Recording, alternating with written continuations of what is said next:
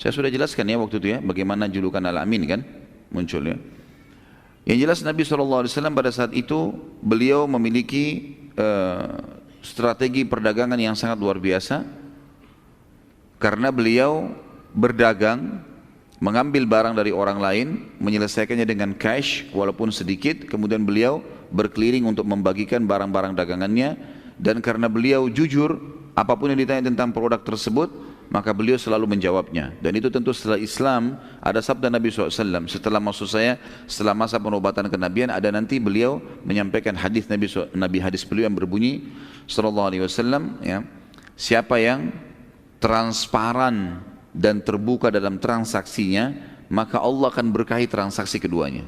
Allah akan memberkahi transaksi keduanya. Jadi tidak boleh teman-teman sekalian kalau kita jual mobil kemudian pernah tabrakan kita mengatakan tidak pernah, menutupi aibnya. Ini malah Allah SWT tidak berkahi atau bahkan tidak jadi. Iya pernah tabrakan tapi saya sudah masukkan di bengkel, silakan dilihat misal. Ini salah satu hal yang sangat dijaga oleh Nabi SAW dalam perniagaan begitu. Perniagaan beliau sehingga hanya terkenal sekali dengan keberhasilan dalam berdagang dan dipercaya oleh orang lain. Pokoknya setiap Nabi SAW bawa barang, tidak ada lagi orang yang meragukan masalah itu. Semuanya tinggal langsung membeli dari Nabi SAW. Karena apapun yang ditanya benar. Bahkan kalau ditanya, hai Muhammad ini kualitasnya bagaimana? Oh kalau yang ini lebih baik.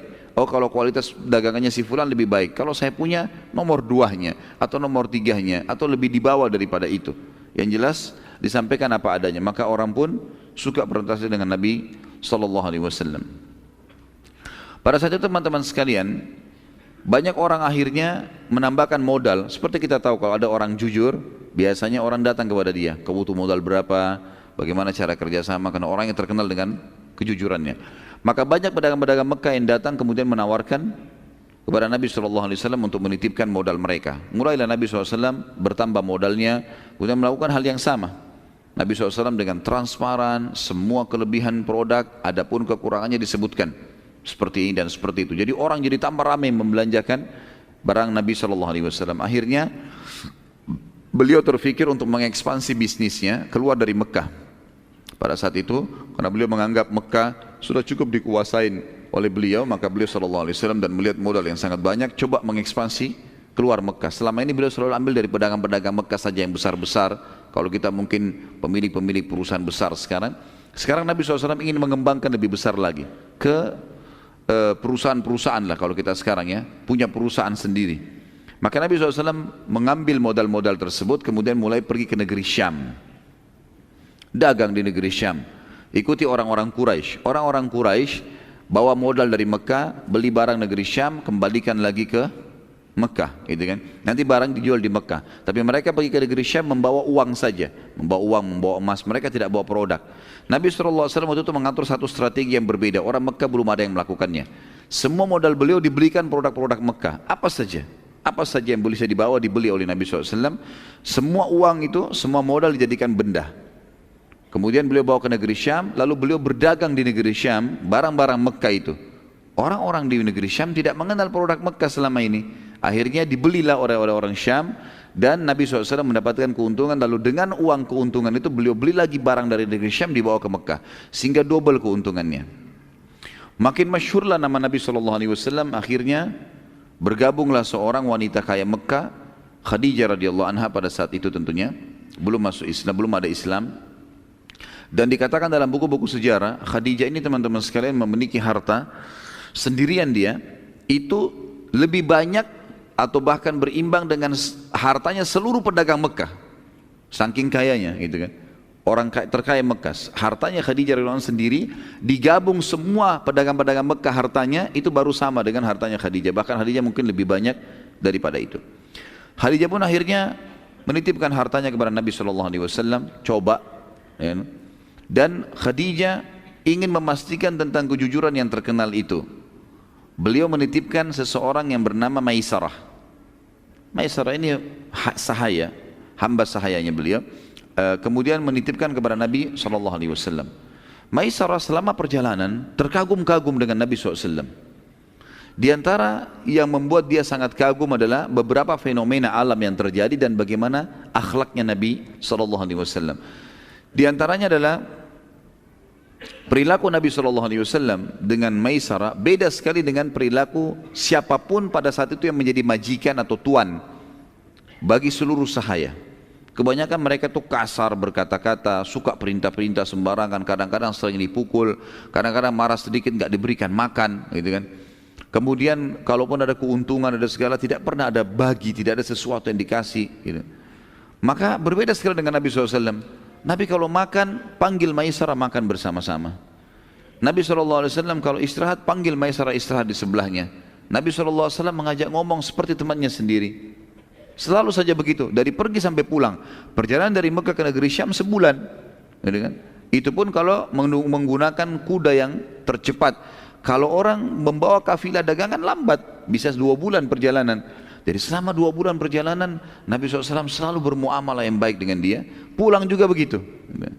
Kemudian fenomena alam yang terjadi adalah sepanjang jalan dia kaget melihat semuanya, ya, kafilah-kafilah di depan ada kelihatan, di sana kelompok kafilah sekian puluh ekor unta, di sana lagi kafilah banyak padang pasir yang sangat luas. Tapi kafilah Nabi SAW ini yang kebetulan itu cuma Nabi sendiri yang jaga beberapa ekor unta dengan Maisarah. Itu dinaungi oleh awan, dinaungi oleh awan, tidak panas, padahal lagi terik sekali matahari. Kok bisa awan ini cuma ada di atas kafilah Nabi SAW? Itu Maisarah saksikan sendiri. Pada saat itu lagi terjadi dan sudah sampai di negeri Syam.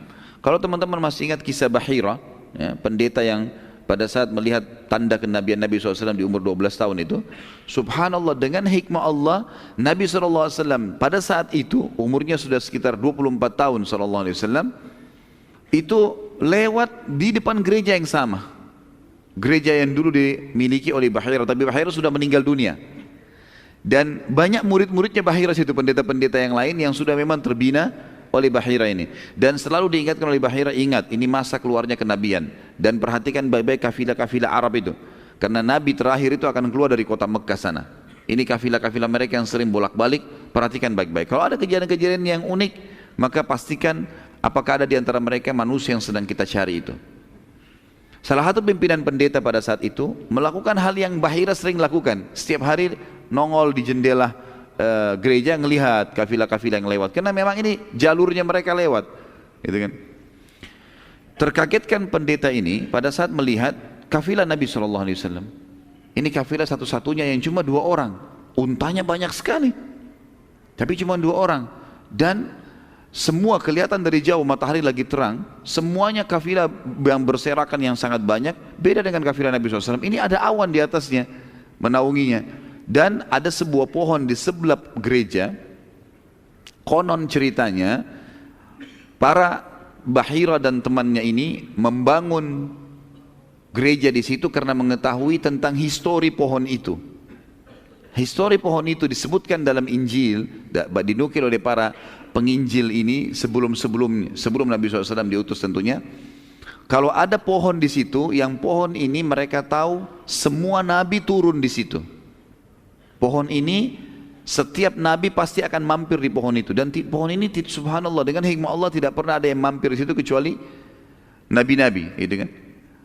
Pada saat Nabi SAW mau istirahat, beliau pun duduk di bawah pohon itu. Ada satu pohon di dekat gereja, pohon kurma, cuma satu pohon. Itu Nabi SAW duduk di situ, duduk di situ. Kemudian kafilahnya, unta-untanya disandarkan, Maisarah dipanggil duduk di sebelahnya. Kejadian yang luar biasa pada saat itu disaksikan oleh kepala pendeta adalah pohon kurma itu tiba-tiba menunduk, ya, menunduk dan terlihat sekali sangat jelas, kemudian menutupi Nabi SAW dari panas. Maka dia pun penasaran dan dia berkata, ini mungkin salah satu tanda.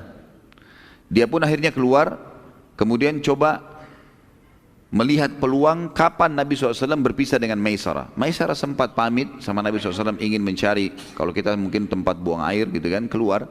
Maka oleh pendeta ini dikejar. Lalu dia berkata, hai fulan, tunggu sebentar. Berhentilah Maisarah. Ditanya, kalian dari mana? Saya dari Mekah. Siapa yang bersamamu ini? Seseorang dari kota Mekah, tokoh Mekah yang bernama Muhammad, dan dia punya kafilah dagang gitu kan. Lalu mulailah pendeta ini menanyakan banyak hal tentang siapa namanya, siapa ibunya, siapa ayahnya, segala macam ditanya tentang Nabi SAW secara terinci.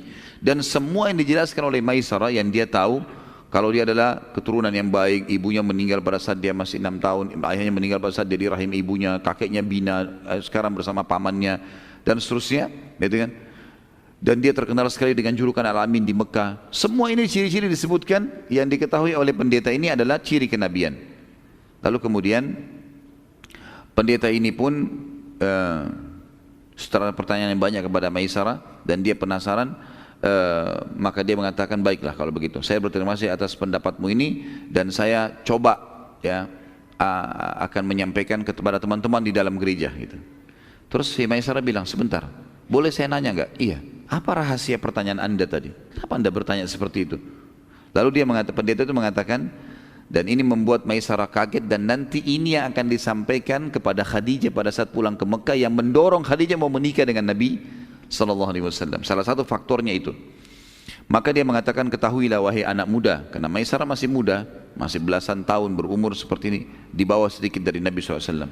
Ketahuilah, menurut keyakinan kami dan apa yang kami dapatkan dalam Injil, tidak ada yang turun di bawah pohon ini kecuali seorang nabi, Maka ketahuilah yang sedang bersamamu sekarang adalah nabi yang sedang ditunggu. Jadi ceritanya hanya seperti itu saja, tidak ada penyampaian setelahnya seperti apa. Apakah pendeta itu beriman atau tidak seperti kisah Bahirah. Kalau Bahirah memang dia sudah berazam, bertekad kalau memang Nabi SAW di masa kenabian dia masih hidup, dia mau beriman. Tapi pendeta ini tidak, dia kembali ke gerejanya, kemudian buku-buku sejarah menceritakan atau memutus sampai itu kisahnya, dan Nabi SAW sudah langsung pergi ke negeri Syam. Saat tiba di negeri Syam, teman-teman sekalian, Maisarah bertambah kagum lagi pada saat melihat bagaimana Nabi SAW bermuamalah dan berperilaku dengan para penduduk negeri Syam. Beliau cepat sekali berbaur, sangat supel, ya, mudah dalam membeli dan menjual. Dan ini subhanallah bagian dari syariat semua nanti setelah Nabi SAW diutus menjadi Nabi gitu kan. Sebagaimana beliau mengatakan, ya, rahmat Allah kan terkena kepada atau akan didapati oleh orang yang selalu mudah dalam bertransaksi, mudah membeli, mudah menjual. Itu adalah salah satu ciri orang beriman ya. Nah, orang beli ya sudah, orang nawar ya sudah, mudahin. Yang penting memang dia tidak dirugikan gitu. Bukan orang yang sudah tahu ada keuntungan masih ditekan supaya mendapatkan keuntungan yang lebih. Enggak ada seperti itu. Samhan kata Nabi SAW. Samhan idza ba, samhan idza syara. Ya, dia sangat mudah untuk bertransaksi, menjual dan membeli, semuanya dimudahkan oleh dia. Maisarah melihat itu. Dan Nabi SAW tidak bukan cuma itu. Beliau setelah dapat keuntungan, disimpan di tempat yang aman, Nabi SAW selalu mengeluarkan dan keliling mencari orang-orang fakir di negeri Syam. Kemudian membagi-bagikan buat mereka. Kemudian Nabi SAW juga selalu berusaha untuk menguasai seluruh pasar tanpa letih. Beliau keliling ke seluruh pasar lalu menawarkan produk-produknya tanpa letih. Ini nolak, dia pergi ke tempat yang lain. Ini nolak, dia pergi ke tempat yang lain. Sampai akhirnya terjadi transaksi. Dan subhanallah di hari Nabi SAW tiba, seluruh produk Mekkahnya habis. Seluruh produk Mekkahnya habis dalam satu hari. Karena Nabi SAW keliling, ya, senyum dengan orang, ramah, mudah. Orang mentransaksi, beli ini berapa, sekian harganya, sekian saja, ya sudah, gitu loh. Dimudahin sama beliau. Maka habis produknya pada hari itu, sallallahu alaihi wasallam. Di hari kedua, beliau sudah bisa membeli barang dari negeri Syam. Dan pada saat beli, karena kemarin dia sangat supel dengan orang-orang sallallahu alaihi wasallam, maka orang-orang pedagang-pedagang di pasar juga memudahkan dia pada saat transaksi. Jadi orang-orang Syam pun pada saat mengatakan Nabi SAW tawar, kain ini berapa? Sekian. Baiklah, bisa saya beli sekian? Enggak bisa, silahkan ambil uangnya. Langsung saja.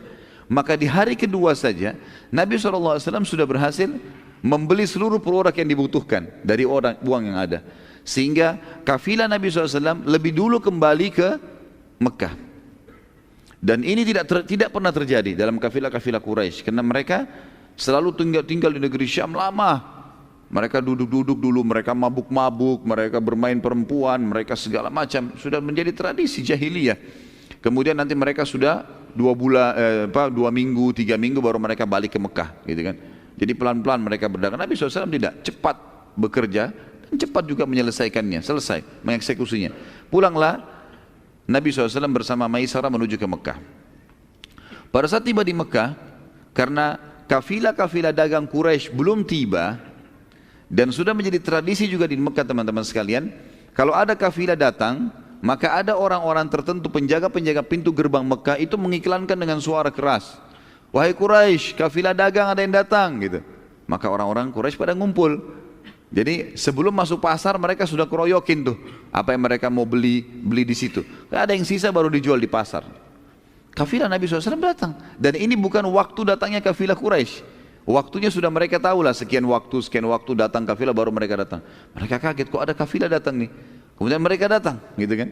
Di luar pintu Bani Syaibah, di luar pintu gerbangnya Mekah. Lalu mereka kaget, kafilahnya Muhammad Al-Amin telah datang, tersebar satu Mekah nih. Ini orang yang kepercayaan sudah datang nih. Walaupun beliau belum lama berdagang dari negeri Syam.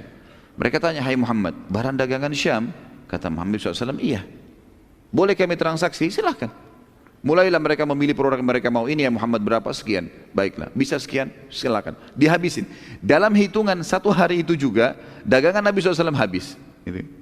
Hari itu juga habis. Belum masuk ke pintu gerbang Mekah, sudah habis. Dengan keuntungan yang berlipat-lipat. Maka Nabi SAW dimudahkan oleh Allah Subhanahu Wa Taala dengan akhlak yang baik, dan wajar Allah mengatakan dalam surah Al-Qalam, A'udzubillahi minasyaitonir wa innaka la'ala khuluqin 'adzim. Maksudnya kau Muhammad secara fitrah kau memiliki akhlak yang sangat luar biasa, mulia sekali. Nabi SAW selalu cenderungnya kepada kebaikan. Kejadian ini akhirnya tersebar di negeri Mekah, di kota Mekah pada saat itu kafilah Muhammad Al-Amin datang. Kemudian habis dagangannya, dan orang-orang Mekah puas dengan dagangan itu. Nabi SAW pada hari yang sama tidak menunda sama sekali, walaupun dalam kondisi capek, pergi ke rumah Khadijah menyampaikan amanahnya. Ini adalah amanahnya, ini uangnya. Dan bukan cuma Khadijah, karena banyak sekali orang menitipkan uang pada saat itu. Semua diantarkan pada hari itu. Nabi SAW tidak tidur kecuali sudah menyampaikan semua amanah. Ini modalnya, ini keuntungannya, ini modalnya, ini keuntungannya. Semua selesai pada hari itu. Padahal dalam kondisi capek, datang dari safar. Ini sebuah adab yang luar biasa teman-teman bagi pedagang ini. Jangan tunda-tunda pembayaran, jangan tunda-tunda pengembalian hak orang lain. Langsung pada saat itu kita bisa tidur tenang, kalau meninggal pun jadi aman gitu kan. Maka dibagilah. Karena kejadian ini makin harum nama Nabi SAW. Allah Subhanahu Wa Taala menjaga nabinya Muhammad SAW dari segala macam maksiat sebelum menjadi nabi. Jadi Nabi SAW itu terkenal tidak pernah ada satu pun kemaksiatan yang terjadi dalam hidup beliau. Seperti misalnya, ada satu tradisi buruk orang-orang Quraisy zaman jahiliyah dulu, dan saya melihat ini masih terjadi sekarang ya. Pada saat ada acara perkawinan, mereka seringkali mendatangkan wanita-wanita, penari, penyanyi, yang memamerkan auratnya, ya, melantunkan suaranya yang menjadi fitnah bagi kaum laki-laki. Dan ini terjadi di zaman jahiliyah. Bahkan penyanyi-penyanyi dan penari itu menjadi orang-orang yang sangat kaya, karena dibayar mahal.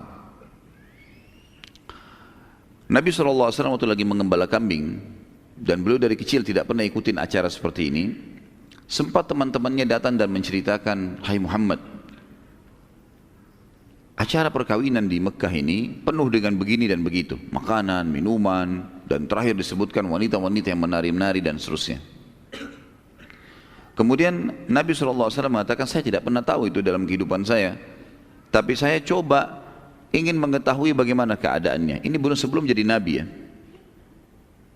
Maka Nabi SAW pun berkata pada teman-temannya, maukah kalian bersedia untuk menjagakan gembalaan saya ini, dan saya ingin melihat apa yang sebenarnya kalian ceritakan itu. Bukan niatnya mau lihat wanita-wanita penari saja, tapi ingin mengetahui, bukan itu target, tapi ingin melihat secara umum acara ini. Subhanallah, baru saja Nabi SAW niat begitu, tiba-tiba beliau mengantuk berat, kemudian beliau tertidur.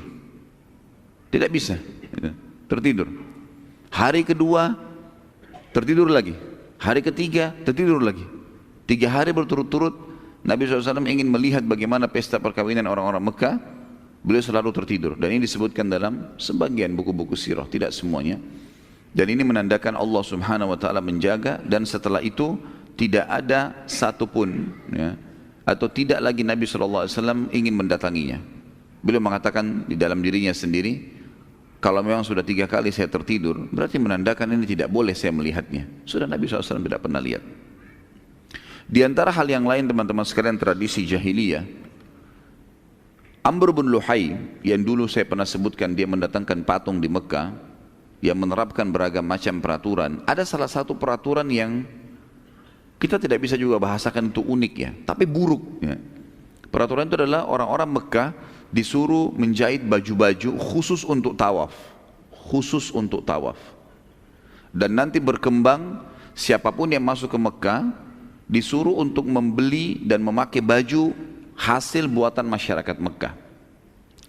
Karena peraturan ini, berkembanglah sebuah ide lagi, kalau seandainya orang-orang yang tidak mampu beli baju dari orang Mekah, maka tawafnya telanjang.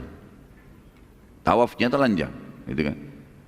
Sampai juga masalah di Mekah mereka menjadi hal yang biasa sekali telanjang, karena di Ka'bah saja mereka bisa tawaf sambil telanjang, apalagi kalau di luar kota atau di luar Ka'bah, di dalam kota Mekah itu sendiri. Baginda Nabi SAW tidak pernah melakukan tawaf di saat lagi ada orang-orang yang seperti ini. Dari zaman beliau sebelum dinobatkan menjadi Nabi, beliau tidak pernah secara khusus melakukan perbuatan-perbuatan tersebut, dan ini disebutkan oleh para ahli sejarah. Dan perlu teman-teman tahu, tawaf telanjang di Mekah ini terjadi sampai tahun 9 Hijriah. Sampai Nabi SAW membebaskan kota Mekah, barulah beliau mengutus Abu Bakar setelah penaklukan kota Mekah, bahwasanya tidak boleh lagi ada patung di Mekah, dihancurkan di Mekah, seluruh Mekah terutama dekat Ka'bah. Setelah Nabi SAW hancurkan 360 sekian patung, kemudian juga tidak boleh lagi ada yang tawaf telanjang di sana. Dan Nabi SAW sama sekali tidak pernah menyaksikan hal tersebut. Sampai tradisi kaum laki-laki di Mekah dulu teman-teman sekalian, kalau pakai baju itu menggunakan izar tanpa rida. Izar itu maksudnya bagian bawah, kayak kita sarung atau celana. Dan bagian atas mereka tidak pakai baju biasanya. Artinya kebanyakan tradisi orang seperti itu. Kalaupun ada orang yang kaya raya punya kelebihan, baru dia menggunakan baju bagian atasnya, gitu. Salah satu tradisi mereka adalah kalau mereka saling gotong royong mengangkat barang, batu misalnya, mau gotong royong untuk membangun sebuah tempat, maka supaya pundaknya nggak luka, mereka mencabut izarnya, sarung bagian bawahnya, itu sampai auratnya kelihatan, kemudian meletakkan di punggung untuk meletakkan batu, dan mereka tidak menganggap itu aib. Di dalam sebuah athar disebutkan, pada saat Nabi SAW mau mengangkat batu membantu sebagian keluarganya yang sedang membangun, maka orang-orang pada mengangkat batu-batu besar, dan Nabi SAW ikut partisipasi mengangkat batu besar itu. Kemudian tiba-tiba saja pamannya datang mengatakan, "Hai Muhammad." Salah satu pamannya, tidak disebutkan namanya dalam riwayat ini, tapi dikatakan salah satu pamannya mengatakan, "Hai Muhammad." Kalau tidak salah namanya Zubair di sini. Ya, salah satu paman Nabi SAW mengatakan bahwasanya, "Hai Muhammad, tidakkah kau buka izarmu dan kau letakkan di punggungmu agar punggungmu tidak luka?" Maka Nabi SAW mengatakan, "Saya tidak melakukannya." Beliau pun mengangkat batu tersebut, meletakkan, kemudian sebagian orang melakukan itu, maka Nabi SAW meninggalkannya. Nabi SAW meninggalkannya. Kemudian yang terjadi juga sebelum masa kenabian teman-teman sekalian, yang menandakan Allah Subhanahu Wa Taala yang menjaga Nabinya Muhammad SAW adalah partisipasinya Nabi SAW di peperangan Fujar. Peperangan Fujar, ya.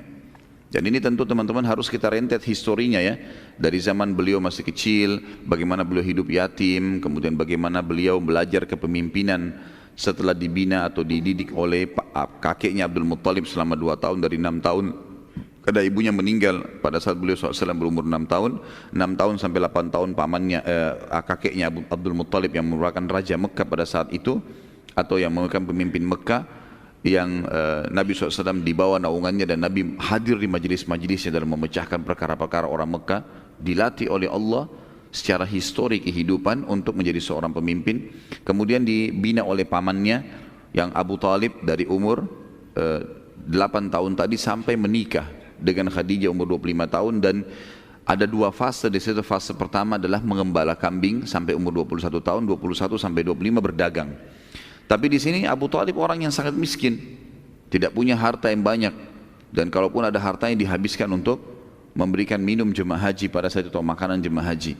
Maka yang terjadi, karena suku dari Abdiddar sudah pernah kita sebutkan, mereka berperan mengurus hal-hal yang berhubungan dengan Mekah ini.